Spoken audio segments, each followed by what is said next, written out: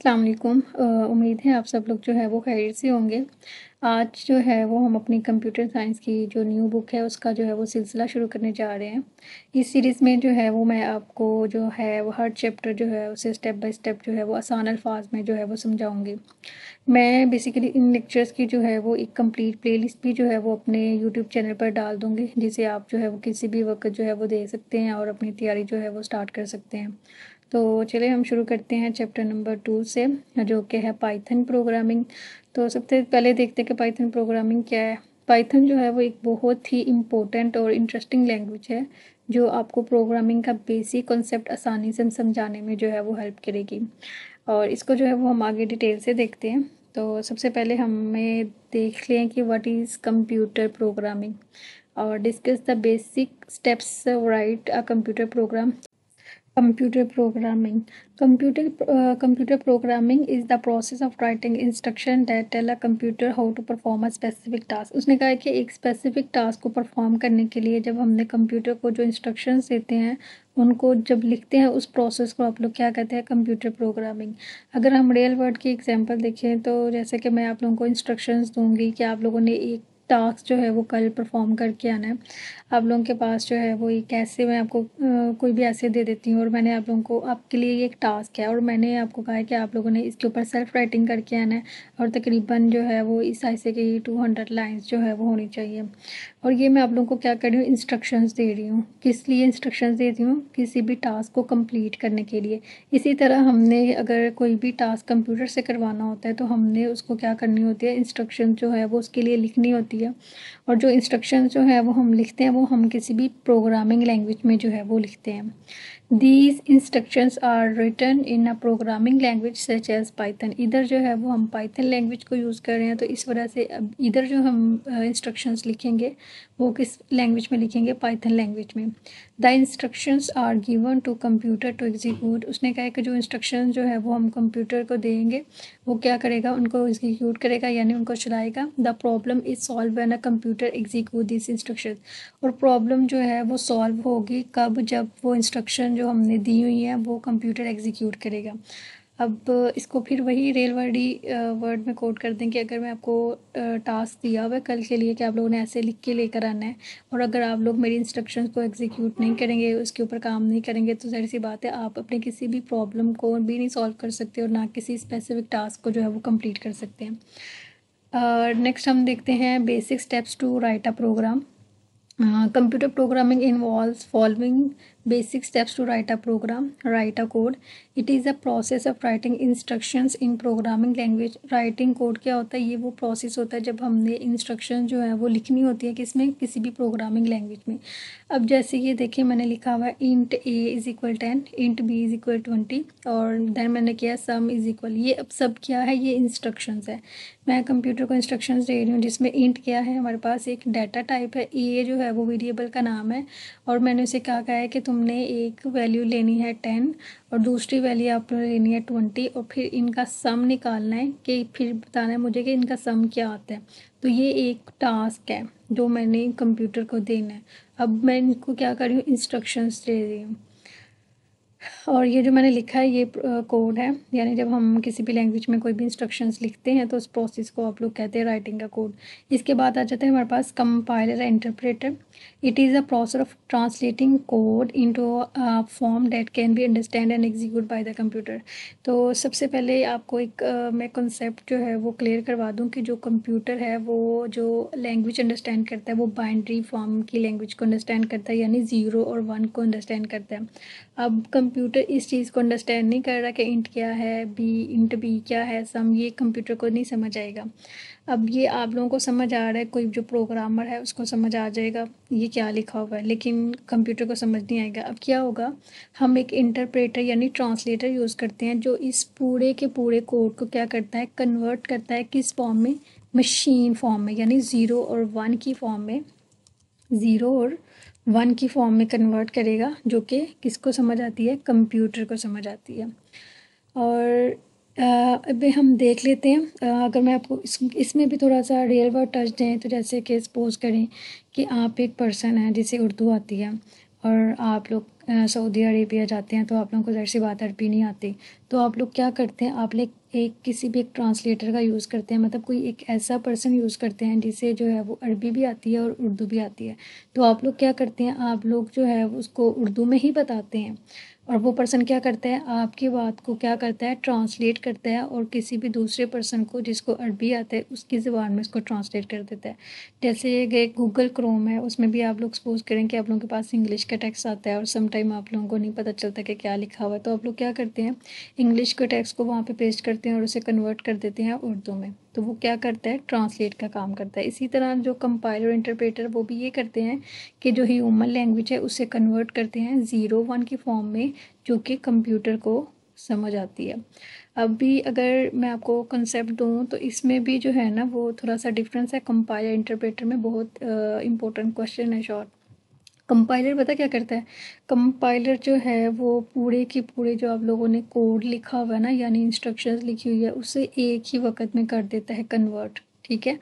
जो इंटरप्रेटर है वो क्या करता है, वो लाइन बाय लाइन जो है वो कन्वर्ट करता है। अब सपोज करें कि ये जो मेरा कोड है 1 2 3 4, ठीक है, और ये 4 लाइन का कोड है, ठीक है। अब मेरा कंपाइलर क्या करेगा, एक ही वक्त में इन चारों जो इंस्ट्रक्शंस लिखी हुई है इसे कन्वर्ट कर देगा 0 और 1 की फॉर्म में। पर जो इंटरप्रेटर है वो क्या करेगा, एक वक्त में एक लाइन लेगा, फिर उसे जो है वो कन्वर्ट करेगा, फिर सेकेंड वाली लाइन लेगा, फिर थर्ड वाली लाइन लेगा। ये है इंटरप्रेटर और कंपाइलर में डिफरेंस।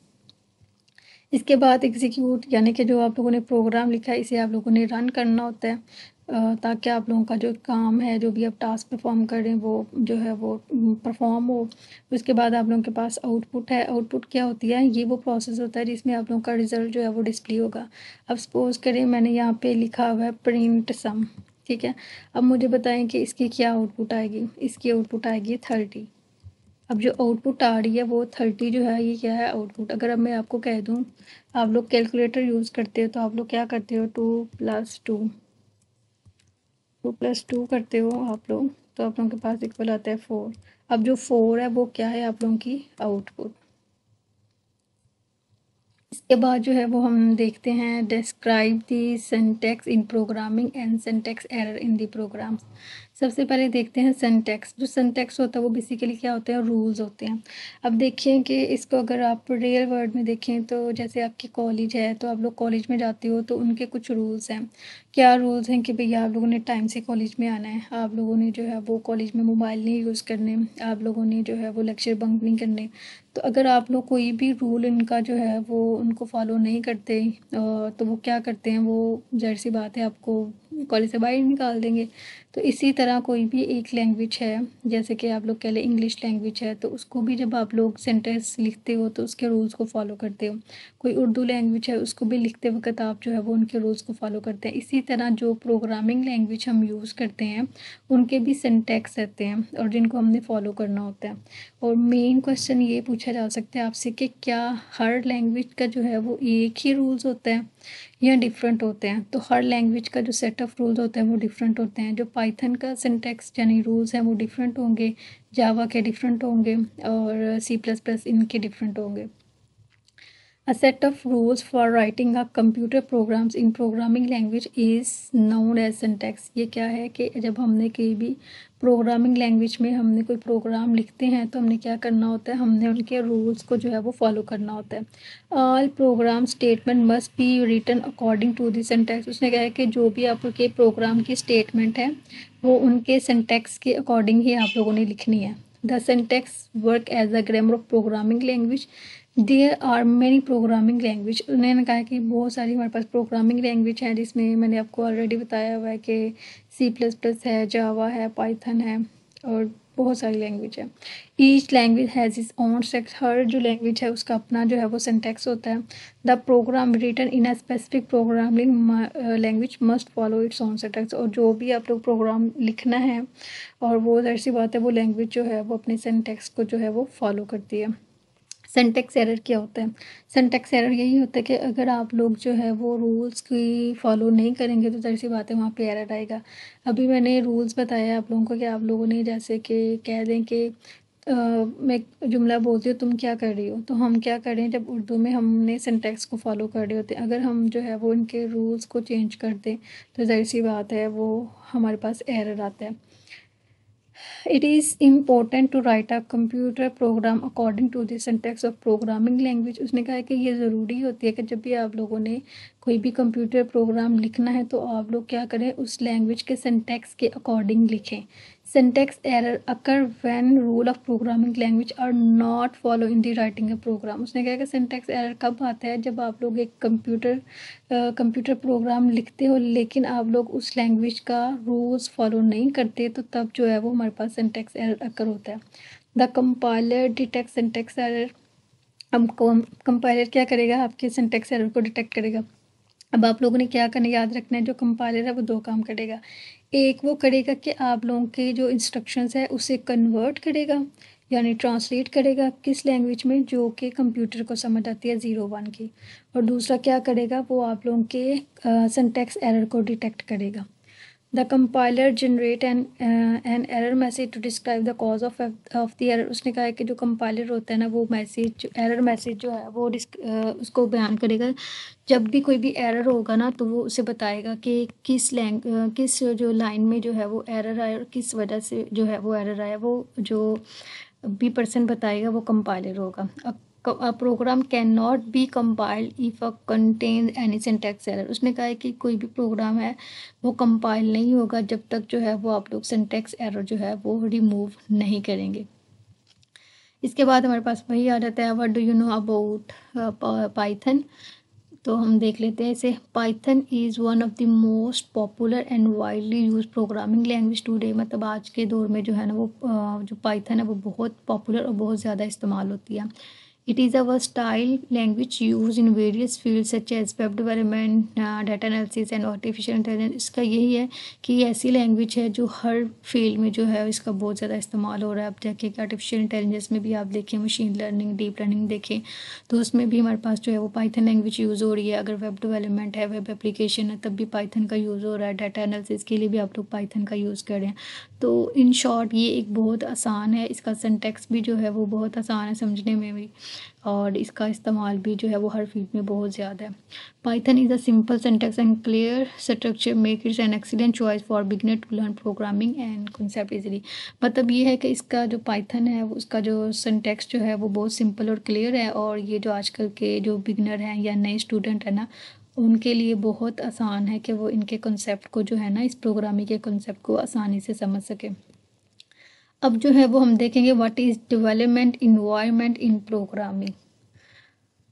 सबसे पहले हम पढ़ते हैं development environment. A development environment is a collection of all necessary tool use to write, run and debug computer program. मतलब ये एक ऐसा इन्वायरमेंट होता है जिसमें हमारे पास जितनी भी नेसेसरी कलेक्शंस होती हैं ना, यानी टूल्स होते हैं, वो यूज़ होते हैं जिसमें हम राइट करते हैं। किसी भी प्रोग्राम को हमने राइट करना है तो हमने कहाँ पे इसको लिखना है, रन कहाँ से करना है, डिबग कहाँ से करना है, तो ये जो है वो ज़रूरी टूल्स होते हैं। इसे कहते हैं development environment. It serves a basic platform for right and execute computer program. हाँ, इसमें ये है कि आप लोगों ने क्या करना होता है, वही है कि अगर आप लोगों ने कोई भी कंप्यूटर प्रोग्राम लिखना है तो अपनी ज़ाहिर सी बात है उसको एग्जीक्यूट भी करना है। Setting of the development environment is essential before starting a write a program. उसने कहा है कि सबसे पहले आप लोगों ने क्या करना है, अपनी डेवलपमेंट इन्वायरमेंट की सेटिंग करनी है किसी भी प्रोग्राम को राइट करने से पहले। और आगे है हमारे पास जो इम्पोर्टेंट आप लोगों के पास क्वेश्चन है वो है IDE। An integrated development environment is a type of development environment that combines several tools into a single application। अब इसमें और इसमें क्या डिफरेंट है, इसमें उन्होंने कहा है कि एक सिंगल एप्लीकेशन यानी एक सिंगल सॉफ्टवेयर के अंदर आप लोगों के जो इम्पोर्टेंट टूल्स यूज़ होते हैं ना, यानी कि आप लोगों ने कोड लिखा है, उसे रन करना है, उसे डिबग करना है, वो एक ही जगह पे आप लोगों को मिलेंगे। These tools typically include code editor. इसमें आप लोग कोड एडिटर का मतलब है जहाँ पे आप लोगों ने कोड लिखना है। डिबगर यानी आप लोगों ने कोड लिखा, फिर आप लोगों ने इसे चेक करना है कि मेरे कोड में कोई एरर तो नहीं। एंड कंपाइल और इंटरप्रेट, यानी आप लोगों ने फिर उसे ट्रांसलेट करना है किस में, मशीन लैंग्वेज में। IDE is a simple ideally is a simple ideal that is automatically install with Python. और ये जो है आप लोग जब पाइथन को इंस्टॉल करते हैं तो ये ऑटोमेटिकली जो है वो इंस्टॉल हो जाती है। It is suitable for beginners because it easy to use, और ये बहुत जो है वो सूटेबल है बिगनर्स के लिए, जैसे कि मैंने आप लोग को कहा कि वो स्टूडेंट जो नए हैं, और ये क्योंकि पाइथन जो है वो बहुत आसान लैंग्वेज है और इजीली जो है वो आप लोग इसे इस्तेमाल भी कर सकते हैं, और इसका सिंटैक्स भी बहुत इजी है, आप इसे इजीली समझ सकते हैं। इन शॉर्ट इसका जो है मैं आप लोगों का डिफरेंस बता दूं कि जो डेवलपमेंट इन्वायरमेंट ऐसा मतलब जो होता है ना, वो ये होता है कि आप लोगों ने कोड लिखा और उसके बाद फिर आप लोगों को रन करने के लिए किसी और टूल की ज़रूरत पड़ेगी, डिबग करने के लिए किसी और टूल को इंस्टॉल करने की ज़रूरत पड़ेगी। और IDE इन्वायरमेंट ऐसा है कि ऐसा एक सॉफ्टवेयर जिसके अंदर जो है वो आप लोगों के पास जो है वो कोड को लिखने का भी होता है, एडिट करने का भी होता है, और इसके बाद जो है वो आप लोग उसे कंपाइल वगैरह भी जो है वो आसानी से कर सकते हैं। अब आप लोग देखें जो IDE है ना, इसमें हमारे पास VS कोड आ जाते हैं, पाइचार्म जो है वो आ जाती है, और जो डेवलपमेंट इन्वायरमेंट पे है उसमें सिंपल आप लोग नोटपैड, जैसे मैंने ये नोटपैड खोला हुआ है, इस पे मैंने सारे ये जो है वो इंस्ट्रक्शन लिख दी हैं, लेकिन अब मैंने फिर इसको रन करने के लिए मैं कमांड प्रॉम्प्ट पे जाऊंगी और वहाँ पे जो है वो मैं इसको रन करूँगी। तो ये जो चीज़ है वो होगी हमारे पास डेवलपमेंट इन्वायरमेंट, और जो हमारे पास VS कोड होगा, VS कोड खोल ही लें। अब ये जो है वो VS कोड है और ये मतलब IDE है, ठीक है। इसमें आप लोगों ने ये प्रोग्राम लिखा हुआ है, आप लोग इसे रन करेंगे, डिबग करेंगे, कोई भी प्रॉब्लम अगर इसमें होगी तो वो फ़ौरन आपको पता चल जाएगी। तो ये एक IDE है और ये जो है वो डेवलपमेंट इन्वायरमेंट है, जिसमें आप लोगों को अगर कोई भी टूल यूज़ करना पड़ेगा, वो डिफरेंटली उस टूल को जो है वो इंस्टॉल करना पड़ेगा। लेकिन इस सॉफ्टवेयर में जो है वो आप लोगों को सारी जो टूल जो भी जितने भी यूज़ होते हैं ना, जब आप लोग कोडिंग लिखते हो तो वो सारे इसके अंदर हैं। होप सो कि आप लोगों को जो है वो लेक्चर अच्छा लगा होगा, और अगर आप लोगों को वीडियो अच्छी लगी है तो मेरे चैनल को सब्सक्राइब करें, अपने दोस्तों के साथ शेयर करें। Thank you.